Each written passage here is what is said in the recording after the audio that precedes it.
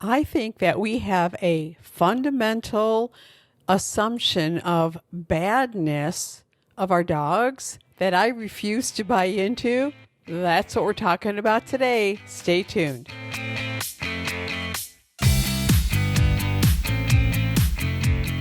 Hi, I'm Kathy Kowalik, and I believe that our dogs connect us to the heart and soul of what really matters in life. So hang out and we'll take a deep dive into the human-dog connection and explore strategies that will inspire you to create legendary, enlightened partnership with your dog. This is the Enlightened by Dogs podcast.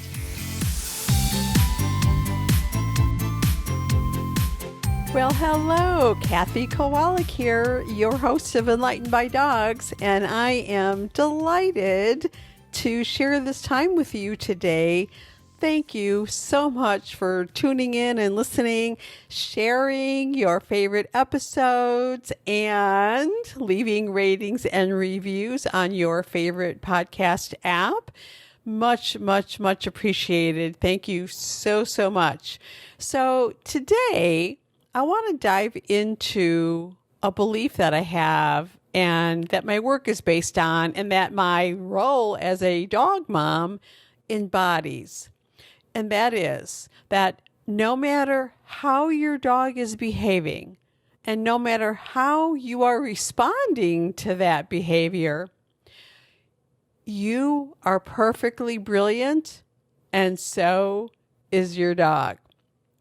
So let's dive into this idea, this belief.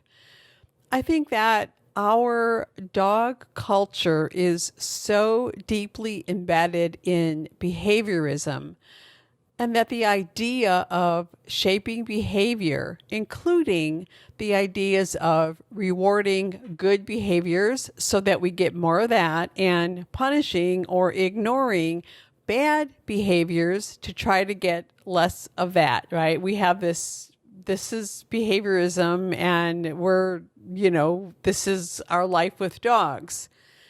Now, hearing me say it like that, it sounds like, well, hello, that sort of is what we want, right? But, and it's a big but, only on a very shallow surface level do we want that. Let's talk about it. When we embrace behaviorism as a dog mom, I think that we end up seeing our dogs as a simple collection of behaviors needing to be shaped, manipulated to suit our desires, etc., instead of our dogs being a socially intelligent, emotionally rich, sentient being who is in need of full expression and experience and development.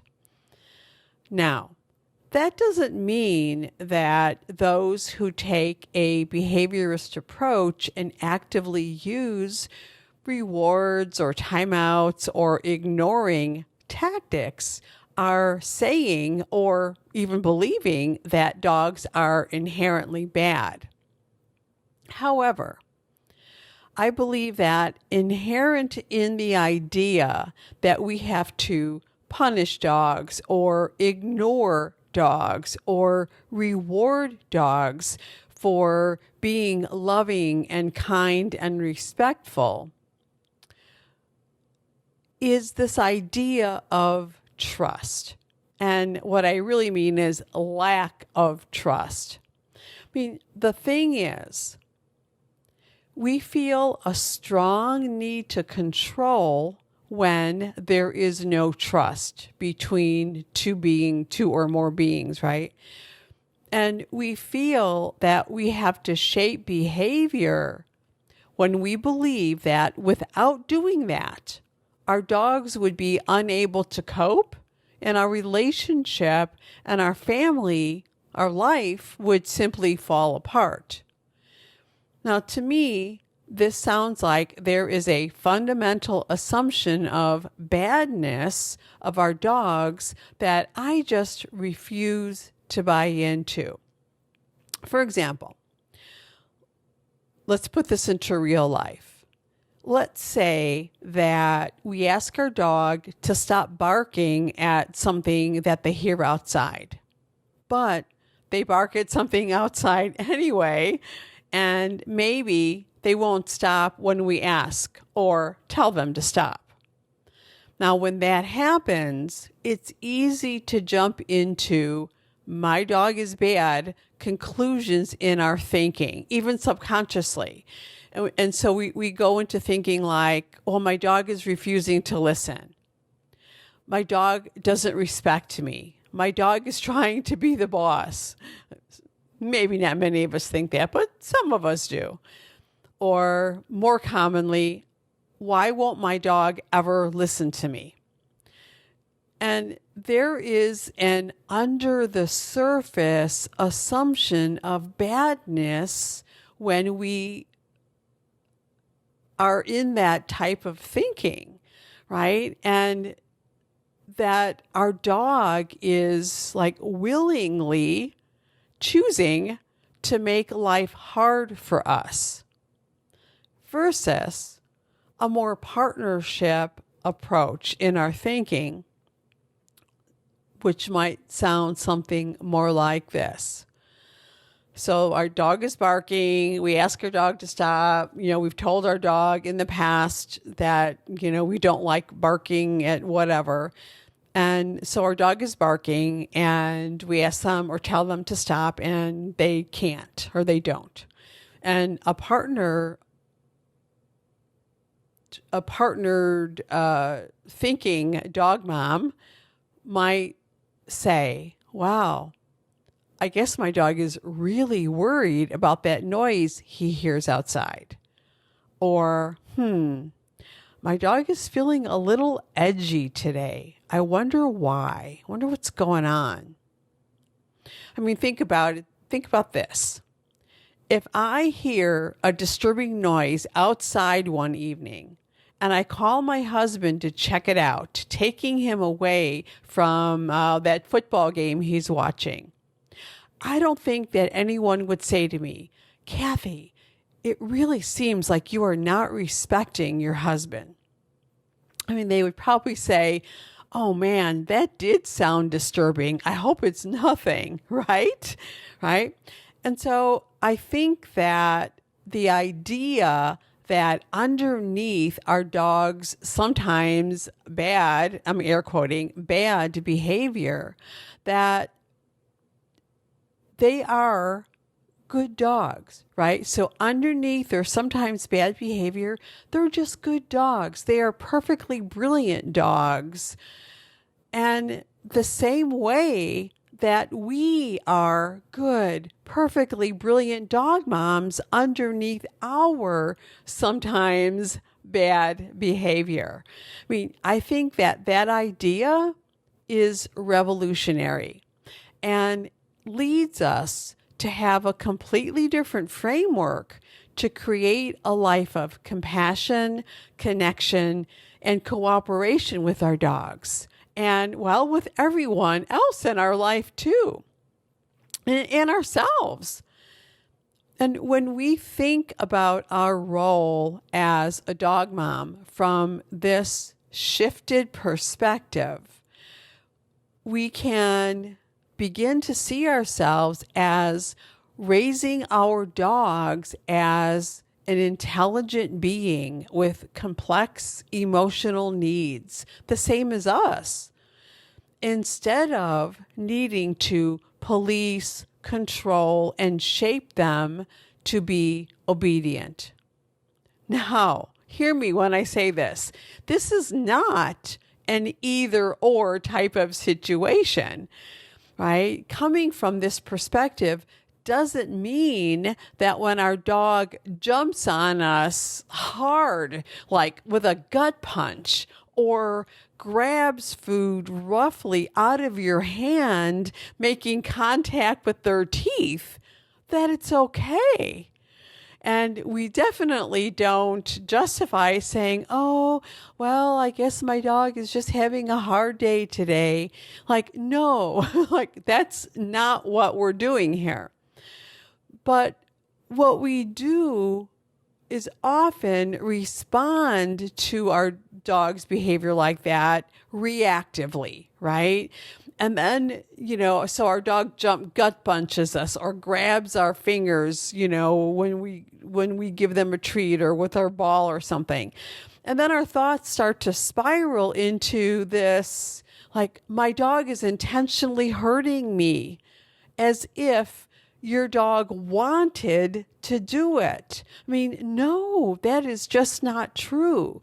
I mean, inside, your dog feels, I don't know, out of control too. And they don't like the way they feel just as much as you don't like the way you feel when you react to it. You know what I'm saying? And so, when that happens, we need to interrupt our thought spiral that makes our dogs out to be intentionally bad, intentionally choosing to behave bad. And instead, pause, breathe, connect. Take that moment. And instead of reacting, interrupt your own thought and behavior spiral. That means that it's like we're in a better place. We're putting ourselves into a better emotional place to be an effective parent. Now we can interrupt your dog's own emotional spiral that caused the behavior, the bad, quote unquote, bad behavior in the first place. And we could respond with something like, oh, I know you really wanted that yummy treat and that you didn't want to miss your turn, because, maybe you had two dogs, that you're giving treats to. I get it. Right? So that's like the empathy, compassion piece. I get it. But it hurts me when you do that. And that is not something that we do in our family. We don't do that to one another. So let's stop and do something to calm ourselves before we try this again. Right? There's a difference, and that's what we want to do.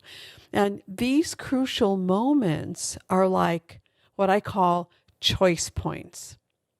And all of these moments that end up, all of these moments combined, right, when we are able to do this and we make these new choices when we are at these choice points, all of these moments end up changing our life. And these moments are created when we see our dogs as having a hard time, not giving us a hard time. I mean, your dog is a good and brilliant being who did something we didn't like. That's all. And that goes for us dog moms too. When we have the bad reaction to something that happened in spite of our good intentions, well, first, that's life. And we are going to react, and that is just completely normal. And it's important to pause, breathe, and connect then too when we think about our own behavior. Because you are a good dog mom, a perfectly brilliant dog mom, and an amazing human being who did something you didn't like. That's all. So we figure things out. We get curious. We stay compassionate. We take our next baby step with the perspective that we are all doing the best we can, and that we are all learning growing, and becoming. All right, so that's all I have for today, my sister. Thank you so much for listening. Have a great week. Remember to be brilliant, and I will see you next time. Bye-bye. Thanks so much for listening. And hey, if you would like to work with me so that I can help you discover the missing pieces you need so that you and your dog can finally be happy and enjoy life together, then head on over to dancingheartsdogacademy.com and request your invitation to join us in the Brilliant Partners Academy when the doors open for the next enrollment. See you next time, and remember, a brilliant partnership with your dog makes your whole life brilliant.